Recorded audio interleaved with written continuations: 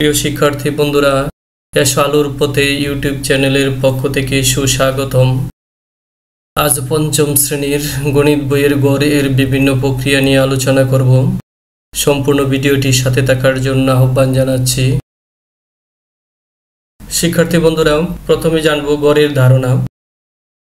কতগুলো রাশি দেওয়া থাকলে রাশিগুলোর মানের যোগফলকে রাশিগুলোর সংখ্যা দ্বারা ভাগ করলে যে মান পাওয়া যায় তাকে গড় বলে। প্রিয় শিক্ষার্থী বন্ধুরা, গড় কি, গড় কাকে বলে বা গড় মানে কি, এ সম্পর্কে বুঝতে হলে একটি গল্প না বললেই নয়। মনে করো 3 সাইজের 3টি গুড়া নিয়ে তুমি গুড়ার ব্যবসা শুরু করলে। তোমার ইচ্ছে লাল রঙের বড় গুড়াটি 50,000 টাকা, সাদা রঙের মাঝারি সাইজের গুড়াটি বিক্রি করবে 30,000 টাকা এবং ছোট কালো রঙের গুড়াটি বিক্রি করবে 10,000 টাকা। শিক্ষার্থী বন্ধুরা, যদি তুমি 3টি গুড়া এই দামে বিক্রি করো তবে তুমি মোট পাবে 50,000 যোগ 30,000 যোগ 10,000 সমান 90,000 টাকা। অর্থাৎ তুমি 3টি গুড়া বিক্রি করে 90,000 টাকা ফেলেই তুমি খুশি। এখন একটি লোক গুড়া কিনতে তোমার কাছে এলো। সে বলল, ভাই তোমার 3টি গুড়া আমি নেব।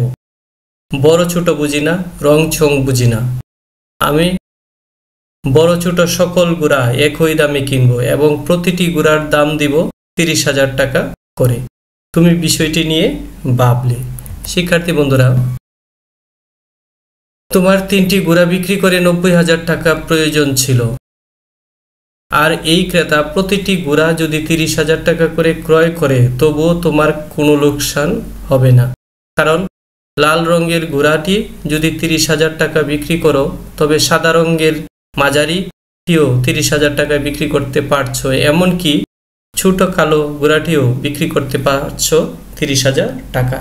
সুতরাং 30,000 যোগ 30,000 যোগ 30,000 সমান 90,000 টাকা তুমি পেয়ে যাবে, ফলে কোনো লোকসান হবে না। শিক্ষার্থী বন্ধুরা, এবার উদাহরণ বা গুড়ার গল্পটি লক্ষ্য করো। ছোট বড় প্রতিটি গুড়া 30,000 টাকায় বিক্রি করলে যেহেতু যত টাকায় মোট বিক্রি করতে চেয়েছিলে সেই দাম পাচ্ছ, সুতরাং এই 30,000 টাকাই হলো 3টি গুড়ার গড় দাম। অর্থাৎ কিছু এলোমেলো তথ্য যদি এলোমেলোভাবে না ধরে সমান হারে ধরা হয় তবে সেই সমান বা সাধারণ তথ্যই হলো গড় তথ্য বা গড়। শিক্ষার্থী বন্ধুরা, আশা করি বুঝতে পেরেছ। এ পর্যায়ে গড় নির্ণয়ের নিয়ম। 3টি ধাপ অনুসরণ করে আমরা গড় নির্ণয় করতে পারি। প্রথম ধাপ, সংখ্যাগুলোর যোগফল। সংখ্যার গড় বের করার প্রথম ধাপ হলো প্রদত্ত সমস্ত সংখ্যার যোগফল বের করা। দ্বিতীয় ধাপ, মোট সংখ্যা নির্ণয়। এরপরে প্রদত্ত ডেটা সেটে কতগুলো সংখ্যা রয়েছে তা আমাদের গণনা করতে হবে। ধাপ 3, গণনা করা। গড় নির্ণয়ের চূড়ান্ত ধাপ হলো সমষ্টিকে মোট সংখ্যা দিয়ে ভাগ করা। এই হলো গড় নির্ণয়ের নিয়ম। শিক্ষার্থী বন্ধুরা, এ পর্যায়ে লক্ষ্য করো। এখন গড় নির্ণয়ের জন্য একটি উদাহরণ বিবেচনা করা যাক। এখানে আমি 20, 21, 23, 22, 21, 20, 23 সংখ্যাগুলো গড় নির্ণয় করি। গড়ের সূত্র দ্বারা আমি এই সংখ্যাগুলোর গড় নির্ণয় করব।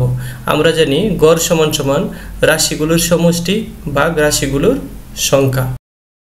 তাহলে রাশিগুলোর সমষ্টি 20, 21, 23, 22, 21, 20 যোগ 23 ভাগ 7, এগুলো যোগ করে রাশিগুলোর যোগ করে আমরা পাই 150 ভাগ 60টি সংখ্যা, 60টি রাশি, তাই 7 দিয়ে ভাগ করে আমরা পাই 21.42। শিক্ষার্থী বন্ধুরা, আরেকটি উদাহরণ লক্ষ্য করি। পিতা মাতা ও পুত্রের বয়সের গড় 39 বছর, আবার পিতা ও পুত্রের বয়সের গড় 37 বছর। মাতার বয়স কত? শিক্ষার্থী বন্ধুরা, লক্ষ্য করো, দেওয়া আছে পিতা মাতা ও পুত্রের বয়সের গড় 39 বছর। তাহলে পিতা মাতা ও পুত্রের মোট বয়স 39 গুণ 3 সমান সমান 117 বছর। এখন পিতা ও পুত্রের বয়সের গড় 37 বছর। তাহলে পিতা ও পুত্রের বয়সের মোট 37 গুণ 2 বছর সমান সমান 74 বছর। সুতরাং মায়ের বয়স 117 বিয়োগ 74 বছর সমান সমান 43 বছর। আশা করি বুঝতে পেরেছ। প্রিয় শিক্ষার্থী বন্ধুরা, গড় নির্ণয়ের কিছু সূত্র ব্যবহার করছি। গড় সমান সমান রাশির সমষ্টি ভাগ রাশির সংখ্যা। রাশির সমষ্টি সমান সমান গড় গুণ রাশির গড়। রাশির সংখ্যা সমান সমান রাশির সমষ্টি ভাগ রাশির সমষ্টি ভাগ গড়। আশা করি বুঝতে পেরেছ। শিক্ষার্থী বন্ধুরা, তোমার গণিত বইয়ের অনুশীলনী 8-এর অঙ্কগুলো লক্ষ্য করো। 1, 8, 10, 13, 7, 9, 10 এই সংখ্যাগুলোর গড় নির্ণয় করি। এখানে রাশিগুলোর যোগফল 8 যোগ 10 যোগ 13 যোগ 7 যোগ 9 যোগ 10 যোগ করে আমরা পাই 57। রাশির সংখ্যা 6, সুতরাং গড় 57 ভাগ 6 সমান সমান 9.5। আশা করি বুঝতে পেরেছ। এ পর্যায়ে 2, 38, 34, 32, 41, 30, 35, 33, 37 এই রাশিগুলোর গড় নির্ণয় করছি। রাশিগুলোর যোগফল 38 যোগ 34 যোগ 32 যোগ 41 যোগ 30 যোগ 35 যোগ 33 যোগ 37 যোগ করে আমরা পাই 280। এখানে রাশির সংখ্যা 8, সুতরাং গড় 280 ভাগ 8 সমান সমান 35। আশা করি বুঝতে পেরেছ। প্রিয় শিক্ষার্থী বন্ধুরা, এ পর্যায়ে 3, 134, 136, 132, 138 রাশিগুলোর গড় নির্ণয় করছি।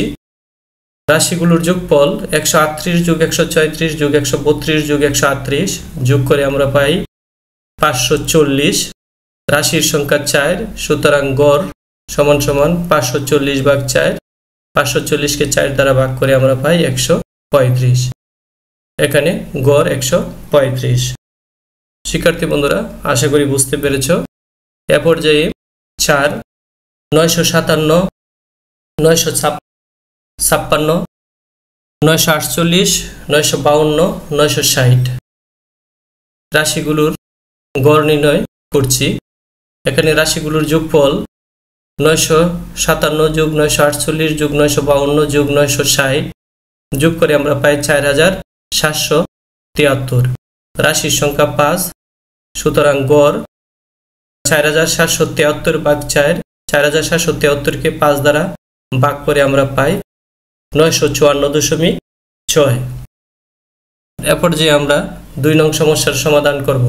6টি বইয়ের ওজন 924 গ্রাম। বইগুলোর গড় ওজন বের করো। এখানে 6টি বইয়ের ওজন 924 গ্রাম। বইগুলোর গড় ওজন 924 ভাগ 6। 924কে 6 দ্বারা ভাগ করে আমরা পাই 154 গ্রাম। অতএব 154 গ্রাম। এরপর যে সমস্যা 3, একটি গাভী থেকে প্রতিদিন কি পরিমাণ দুধ পাওয়া যায় তা নিচের ছকে দেখানো হয়েছে।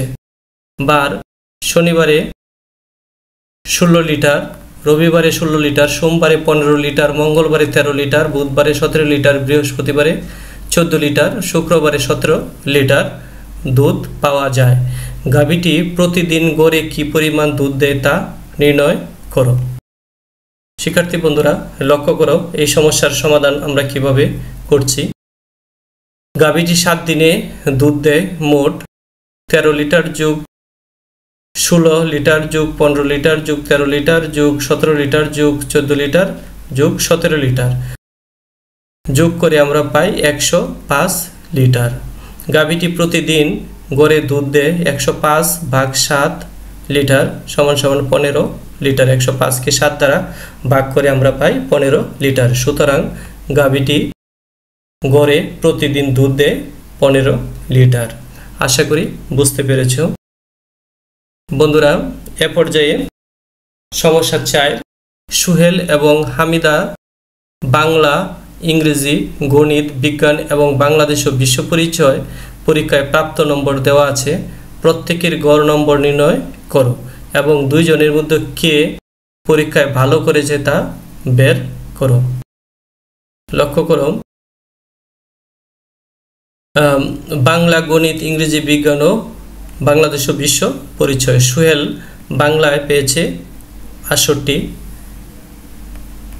গণিতে 95, ইংরেজিতে 56, বিজ্ঞানে 90, বাংলাদেশ ও বিশ্ব পরিচয়ে 65।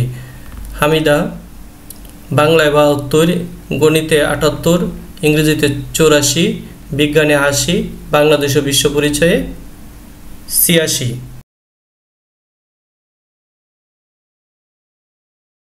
আমরা এই সমস্যা কিভাবে সমাধান করি লক্ষ্য করো। প্রিয় শিক্ষার্থী বন্ধুরা, সোহেলের 5টি বিষয়ে প্রাপ্ত নম্বর 68 যোগ 95 যোগ 56 যোগ 90 যোগ 65 নম্বর। যোগ করে আমরা পাই 378 নম্বর। সুতরাং সোহেলের 5টি বিষয়ে প্রাপ্ত নম্বরের গড় 378 ভাগ 5 নম্বর।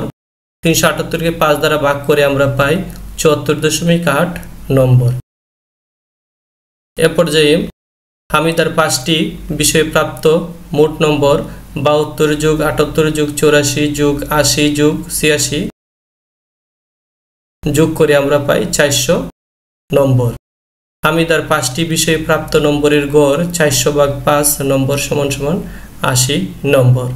এখন 80 78.8 অপেক্ষা বড় বা হামিদার বেশি, সোহেল অপেক্ষা হামিদার বেশি নম্বর পেয়েছে।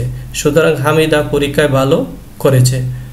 শিক্ষার্থী বন্ধুরা, আশা করি এই সমস্যার সমাধানটি বুঝতে পেরেছ। এ পর্যায়ে লক্ষ্য করো সমস্যা 5, একটি পরিসংখ্যানে দেখা গেছে আগস্ট মাসে ঢাকায় সর্বোচ্চ তাপমাত্রা গড় 32 ডিগ্রি সেলসিয়াস। সেক্ষেত্রে নিচের কোন তথ্যটি সত্য হবে? আগস্ট মাসের প্রতিদিন সর্বোচ্চ তাপমাত্রা 32 ডিগ্রি সেলসিয়াস। খ, সর্বোচ্চ তাপমাত্রা 32 ডিগ্রি সেলসিয়াস ছিল আগস্ট মাসে।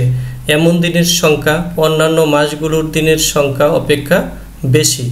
গ, আগস্ট মাসের প্রতিদিনই তাপমাত্রা 32 ডিগ্রি সেলসিয়াস অপেক্ষা বেশি হয়নি।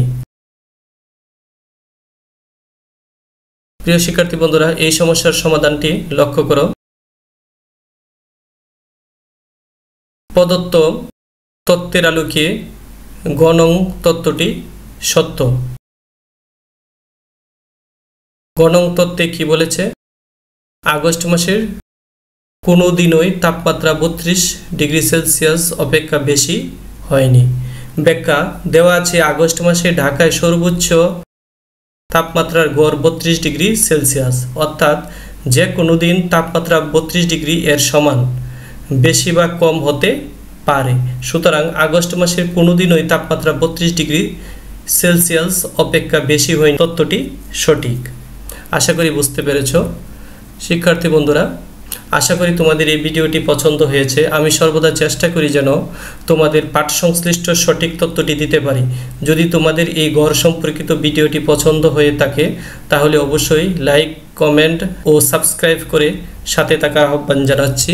প্রিয় শিক্ষার্থী বন্ধুরা, আজ এ পর্যন্তই। অন্য কোনো দিন অন্য কোনো বিষয় নিয়ে আলোচনা করব। আল্লাহ হাফেজ।